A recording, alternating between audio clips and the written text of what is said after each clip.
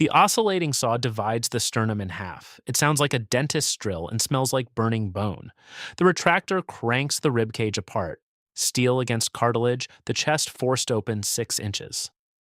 The pericardium is cut and pinned back to the drapes, and there it is, a human heart beating. The perfusionist goes on bypass, blood reroutes through a machine. The aorta is cross-clamped. Cold potassium solution floods the coronary arteries, and within 30 seconds, the heart goes still. For the next 3 hours, you operate on a heart that isn't beating, inside a body that's alive only because a machine is doing the heart's job. The sutures are thinner than a human hair. The coronary arteries you're sewing are narrower than a piece of spaghetti. One misplaced stitch and the graft occludes. When you're done, the clamp comes off. Warm blood fills the coronaries for the first time in hours. The heart sits there, gray motionless. Then it fibrillates, a tremor, disorganized, visible across the surface of the muscle. The room watches the monitor. Nobody speaks. It beats. Cardiothoracic surgery, 4 years of medical school, 5 years of general surgery, 2 to 3 years of fellowship, 11 years of training minimum, the longest pipeline in American medicine. There are roughly 5,200 CT surgeons in the United States. By 2035, a third of them will have retired, and there won't be enough to replace them. Level 1. The rotation. Surgical clerkship. 8 weeks rotating through general surgery, trauma, vascular. The OR smells like barbecue from the electrocautery. Music plays from a corner speaker. Nobody asked you what you wanted to hear. First week, you hold a retractor for 3 hours. Your hand cramps. Nobody looks at you. The attending and the resident are discussing weekend plans while their hands move through the abdomen. You're terrified, and they're relaxed. Then you scrub into a coronary artery bypass. The patient is 64 triple vessel disease. 3 of the arteries feeding his heart are mostly blocked. The chest is already open when you step up to the table. The heart is beating, right there, moving, alive. The surface vessels pulse under the lights. In anatomy lab, you held a cadaver heart. Cold, rubbery, still.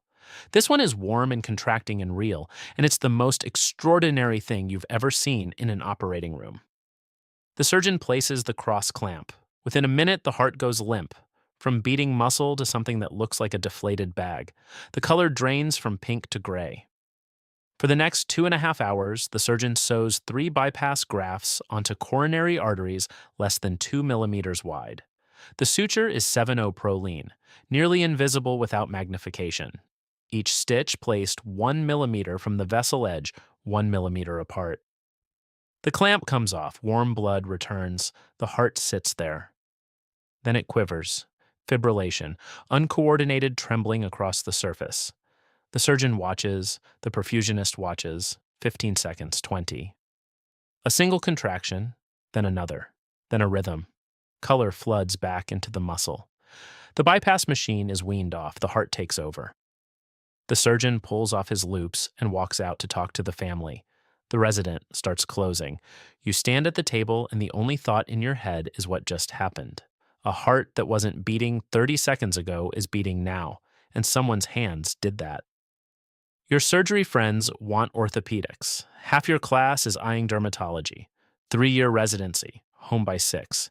You can't stop thinking about the cross clamp coming off. You won't touch a heart for another 7 years. Level 2, the intern. Before you can touch a heart, you need 5 years of general surgery. Intern year is the bottom of a steep pyramid. Rounds start at 4:30 a.m. You pre-round on your patients before the senior resident pre-rounds on your pre-rounds. The hierarchy in surgery is vertical in a way that internal medicine and pediatrics aren't, and nobody explains it. You learn by watching who gets spoken to and who doesn't. First week, the chief resident hands you the pager. It fires 11 times in 2 hours. Consults from the ED, floor nurses with questions about drains, post-op patients spiking fevers. You answer each one not because you know the right answer, but because nobody else will. That night, your senior walks you through a lap appy at 2 a.m. Laparoscopic appendectomy, bread and butter of general surgery. You hold the camera.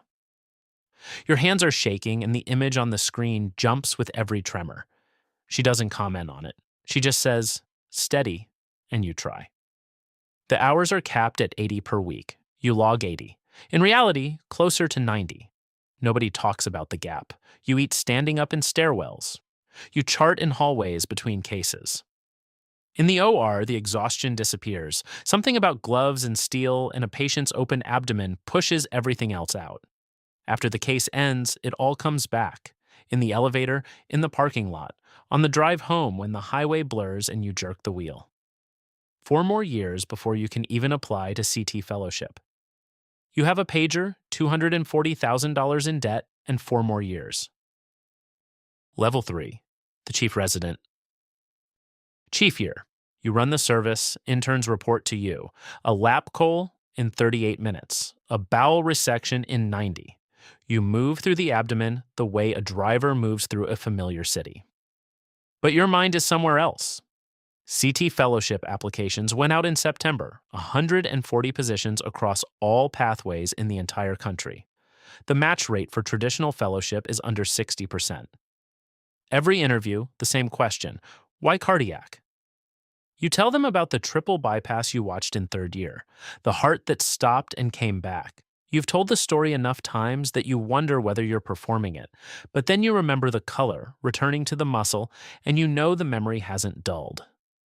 Match day. 9 years since you first held a retractor. You match into a high-volume academic center, 500 cardiac cases a year, 2 fellows, a chief who teaches by proximity. In 2 months, you'll open your first chest. Level 4, the fellow. 9 years of training behind you.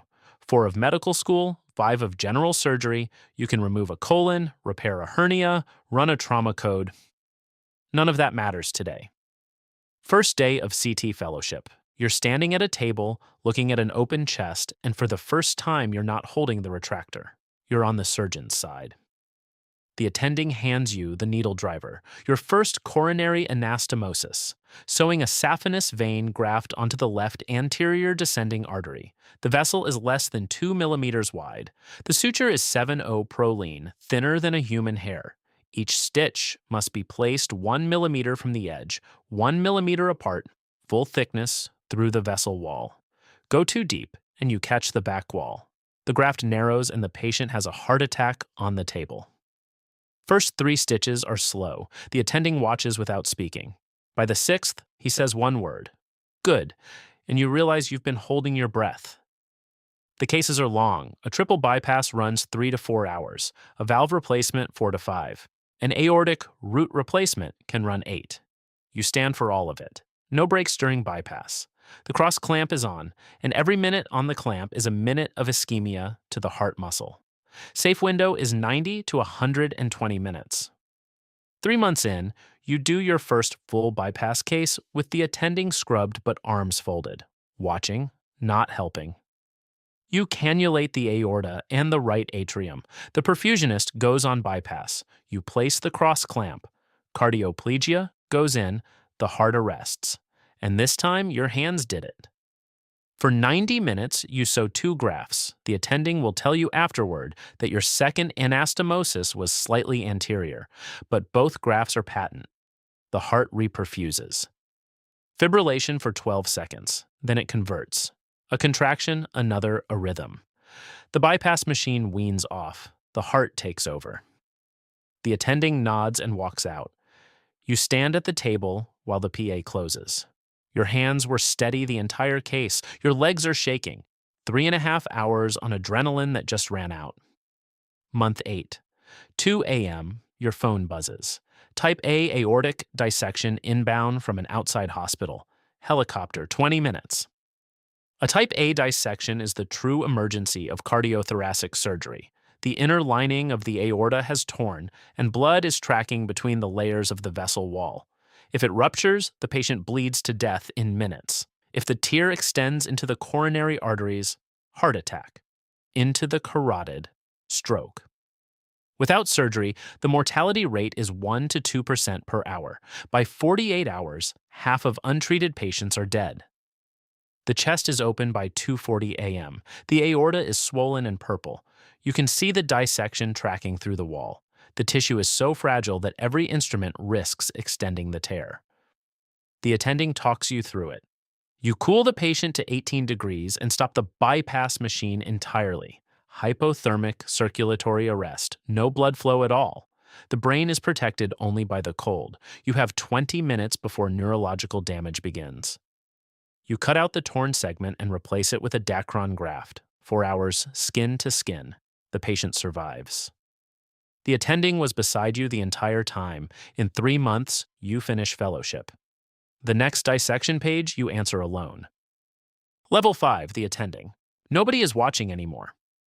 First case as an attending, elective coronary bypass, triple vessel, textbook candidate. You've done this operation 50 times as a fellow. Today, for the first time, there's no one behind you with folded arms. Skin incision at 7:12 a.m. Sternotomy, cannulation, bypass, 3 grafts. Cross clamp time 47 minutes. The heart restarts on the first attempt. You walk out to the family. You've watched attendings do this 1,000 times. The handshake, the measured reassurance, the everything went well. Now the family is looking at you.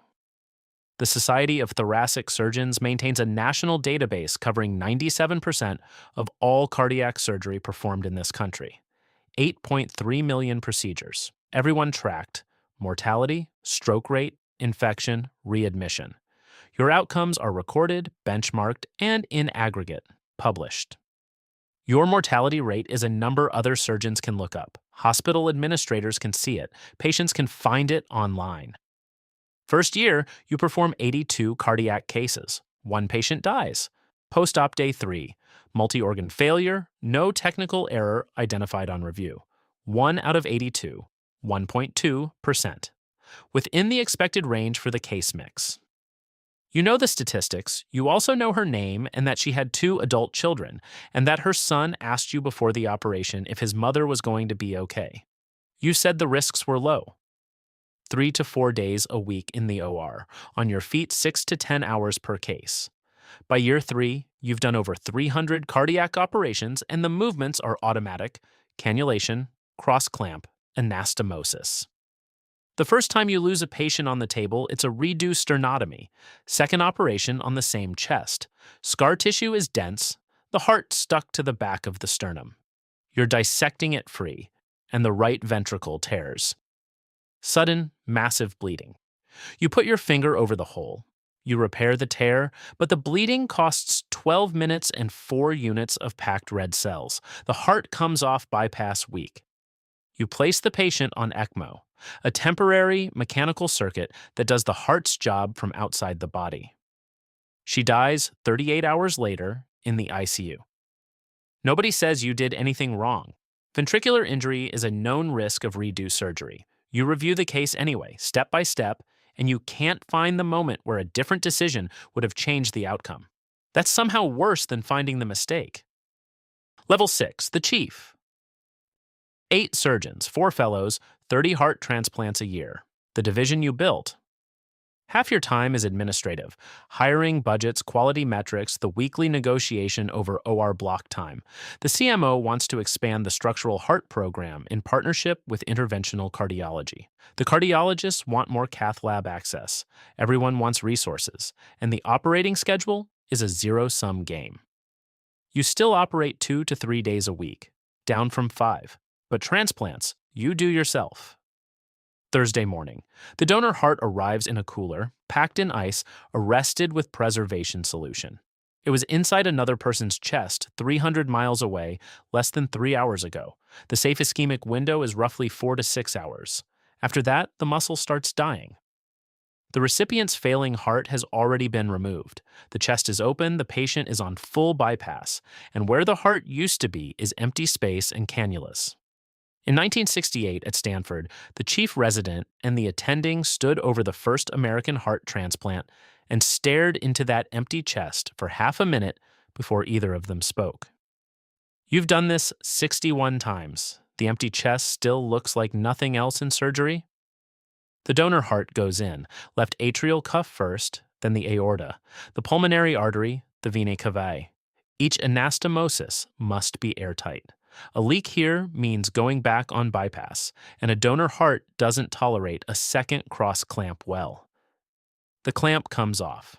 Warm blood fills the coronary arteries for the first time. The heart sits in the chest, cold, pale still. Someone else's heart in someone else's body. 15 seconds, 20, the surface quivers, fibrillation disorganized. Then it contracts, once, twice, and a rhythm appears on the monitor. A heart that was in a cooler an hour ago that belonged to someone who died this morning is beating inside a person who would have died this month. You've seen it 61 times and the feeling hasn't changed. Something between awe and disbelief that you'd never try to put into words because the words would sound ridiculous. The fellow closes. You walk out to see the family? You're 57. Your hands are still steady. You tested grip strength and fine motor last year, same as a decade ago. Your back is worse. The loops feel heavier than they used to, though they weigh the same. The field has shifted underneath you.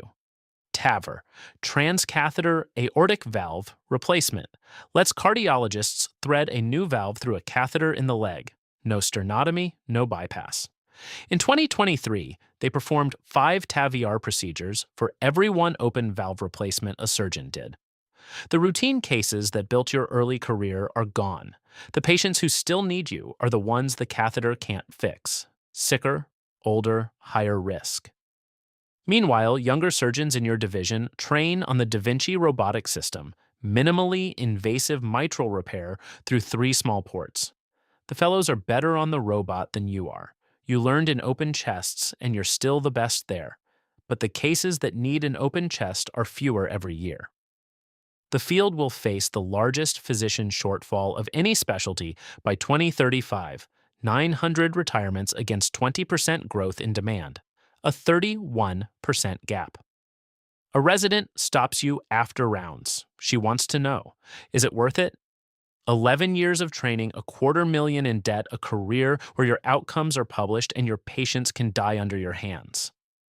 A national survey asked that question to practicing CT surgeons. 76% said they'd do it again. 24% said they wouldn't. You think about what to tell her. The bypass from third year comes back first. The first time you saw a heart stop and restart. The dissections at 2 a.m., the redo sternotomy you still replay. 61 transplant hearts, the patient from your first year as an attending whose name you still know. You tell her there is nothing else in medicine like placing a cross clamp on an aorta and taking it off again. After 20 years and more than 2,000 cases, the moment the clamp comes off still does something to you. The rest you keep to yourself. The 3 divorces across your division, the 2 a.m. pages that never stopped, the colleague who left for a vein clinic last year and was one of the best valve surgeons in the department. A 98% survival rate over 20 years means roughly 40 patients who died under your hands. You remember more of their faces than you expected to. Friday evening. The OR is dark, the table stripped, the monitors off. Somewhere in the medical school, a third-year student is checking her schedule for next week. Cardiac surgery. She doesn't know what a cross clamp is. She's never seen 7-0-proline. She doesn't know why the room goes silent when the monitor flatlines. Monday morning, she'll scrub in. She'll look down into an open chest and see a human heart beating for the first time. She'll hold a retractor for 3 hours, and her hand will cramp, and nobody will look at her. And at some point during those 3 hours, something will shift, something she can't name, and something that won't go away. The clamp will come off. The heart will come back. She won't sleep that night.